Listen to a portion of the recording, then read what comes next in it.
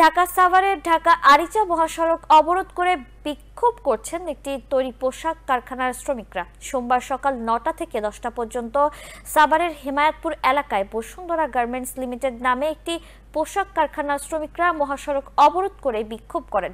এ সময় মহাসড়কে যান চলাচল বন্ধ হলে তীব্র যানজটের সৃষ্টি হয়। ১ ঘন্টা মহাসড়ক অবরোধ করে রাখার পর পুলিশ কাঁদানো গ্যাস, জলকামান ব্যবহার করে এবং লাঠি চার্জ করে শ্রমিকদের ছত্রভঙ্গ করে। এতে মহাসড়কে যান চলাচল স্বাভাবিক হয়।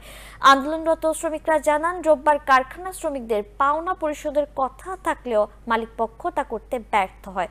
পরে ক্ষুদ্র শ্রমিকরা সোমবার সকালে বকেয়া বেতন পরিশোধের দাবিতে মহাসড়ক অবরোধ করে বিক্ষোভ শুরু করেন। শ্রমিকরা জানান, এর আগে কর্তৃপক্ষ ১৭ মে এক নোটিশে কারখানাটি পরদিন ১৮ মে থেকে ৩১ মে পর্যন্ত লে অফ ঘোষণা করে। এছাড়া ওই নোটিশে শ্রমিকদের এপ্রিল মাসের বকেয়া বেতন ২৫ মে পরিশোধ করা হবে বলে জানানো হয়।